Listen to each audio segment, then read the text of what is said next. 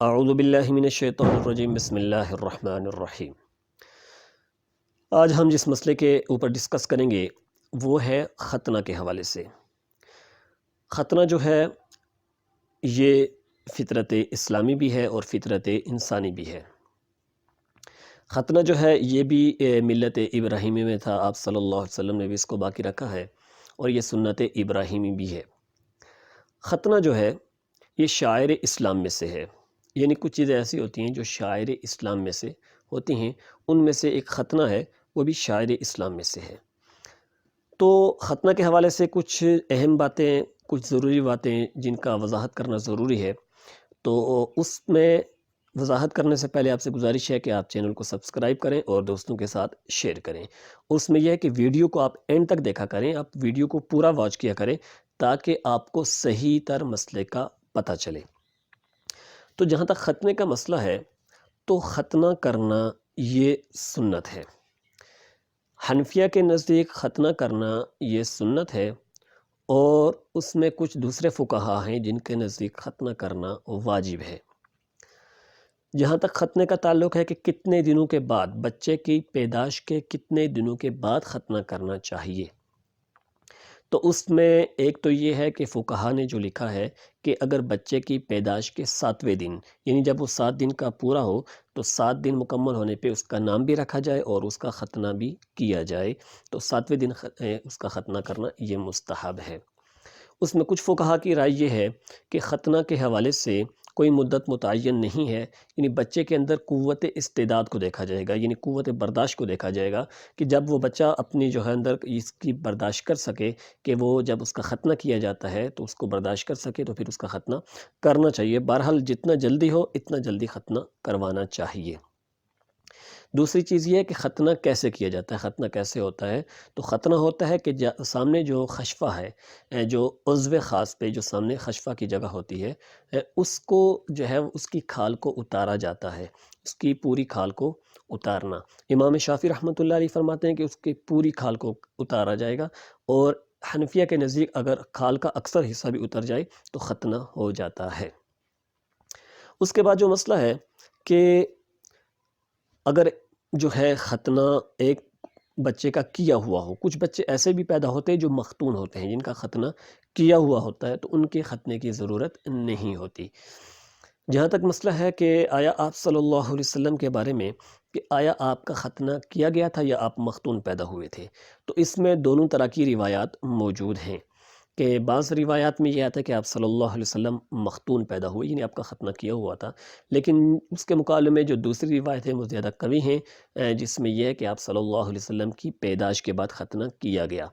اگر یہ دیکھیں کہ آپ صلی اللہ علیہ وسلم کی پیدائش کے بعد ختنہ کیا گیا تو اس میں پھر یہ ہے کہ آپ صلی اللہ علیہ وسلم کا ختنہ کس نے کیا اور آپ صلی اللہ علیہ وسلم کا ختنہ کتنے دنوں کے بعد ہوا، تو اس میں 2 طرح کی روایات ملتی ہیں۔ ایک روایت یہ ہے کہ آپ صلی اللہ علیہ وسلم کا ختنہ آپ کے دادا حضرت عبد المطلب نے کروایا آپ کی پیدائش کے 7ویں دن، آپ کا نام جو ہے محمد صلی اللہ علیہ وسلم، آپ کا یعنی محمد نام رکھا اور آپ کا 7ویں دن ختنہ کیا۔ ایک یہ ہے۔ دوسرا یہ آتا ہے کہ حلیمہ سعدیہ رضی اللہ تعالی عنہا، یعنی آپ صلی اللہ علیہ وسلم کی جو داعی ہیں، جب وہ آپ کو لے کے گئیں اور جب پہلی مرتبہ آپ صلی اللہ علیہ وسلم کا شرح صدر، یعنی آپ کا جو سینہ چیرا گیا، اور اس میں جبرائیل علیہ السلام جب آئے تو آپ کے سینے کے چیرنے کے ساتھ ساتھ آپ کا ختنہ بھی کیا۔ دوسری روایت یہ ہے۔ تو بہرحال اس میں جو بھی ہے اس میں یہی ہے کہ کچھ انبیاء علیہ السلام ایسے ہیں کہ جو مختون ہوئے ہیں، یعنی مختون پیدا ہوئے ہیں، جن کا ختنہ آلریڈی پہلے سے کیا ہوا تھا پیدائش سے پہلے۔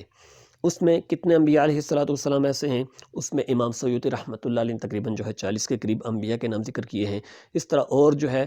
کچھ علماء نے مختلف انبیاء کے نام ذکر کیے ہیں۔ بہرحال اگر کوئی بچہ مختون پیدا ہوتا ہے تو اس میں کوئی حرج نہیں ہے یا کوئی نئی بات نہیں ہے، ایسا ہو سکتا ہے، یہ پاسبل ہے۔ اس میں جو آگے کی بات ہے وہ یہ ہے کہ آیا عورت کے لیے بھی ختنہ ضروری ہے یا نہیں ہے؟ بہرحال عورت کے لیے بھی ختنہ جس طرح مرد کے لیے سنت ہے، اس طرح جو ہے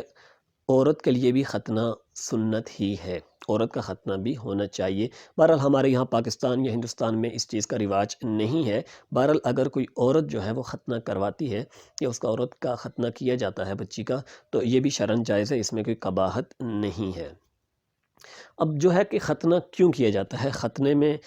کیا کیا جو ہے چیزیں ہیں، یا ختنہ کروانے کا مقصد کیا ہے۔ ختنہ اس لیے کروایا جاتا ہے تو ایک تو اس میں اللہ تعالیٰ نے جو ہے حکمت جو رکھی ہے وہ اللہ تعالیٰ ہی جانتے ہیں۔ اس میں ایک چیز جو فقہا نے لکھی ہے وہ یہ ہے کہ ختنہ کروانے کا ایک مقصد یہ بھی ہے کہ جو انسان کے اندر اللہ تعالیٰ نے ایک خواہش رکھی ہے، لذت رکھی ہے، تو اللہ تعالیٰ جو ہے جب یہ ختنہ ہو جاتا ہے تو اس کی لذت یا خواہش جو ہے جو ایک جنسی عمل کے ذریعے ہوتی ہے، اللہ تعالیٰ اس کو بڑھا دیتے ہیں۔ ایک یہ بھی ہے۔ اس میں آیا اگر کوئی شخص جو ہے اس نے ختنہ نہیں کروایا، یعنی ایک تو یہ ہے کہ اگر کسی بچے کا بچپن میں ختنہ نہیں ہوا، یعنی 1 مہینے کا تھا، 7 دن کا تھا، 2 مہینے کا تھا، اس کا ختنہ نہیں ہو سکا، تو اس کی زیادہ سے زیادہ مدت کتنی ہے، کب تک اس کا ختنہ کیا جا سکتا ہے؟ تو کچھ فقہا یہ لکھتے ہیں کہ 7 سال کی عمر تک، یعنی اگر وہ 7 سال تک ہوتا ہے تو پھر بھی اس کا ختنہ کرنا چاہیے، اور یہ ضروری ہے، اس کا ختنہ اتنی مدت میں ہونا چاہیے۔ بہرحال اگر کوئی شخص جو ہے ایسا ہے کہ اس کا ختنہ کسی نے نہیں کروایا اور اس کا ختنہ نہیں ہوا، تو بہرحال اس میں یہی ہے کہ اس کا جو ذبیحہ ہے، اگر وہ کوئی جانور ذبح کرتا ہے، بہرحال وہ تو مسلمان ہی ہے، کیونکہ اگر کسی کا ختنہ نہیں ہوا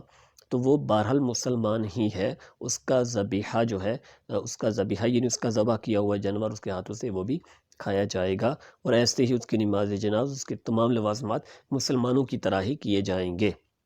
بہرحال ختنہ جو ہے یہ سنت بھی ہے، شاعر اسلام میں سے بھی ہے، اور یہ ختنہ ہر حالت میں بچوں کا کروانا چاہیے، کیوں کہ یہ دین اسلام کے اندر اور یہ ملت ابراہیمی کے اندر بھی تھا، اور یہ ہمارے اسلام کے اندر بھی ہے، یہ شاعر اسلام کے اندر بھی ہے۔ تو اللہ تعالیٰ ہمیں دین اسلام کی سمجھ عطا فرمائے۔ وآخر دعوانا ان الحمد للہ رب العالمین۔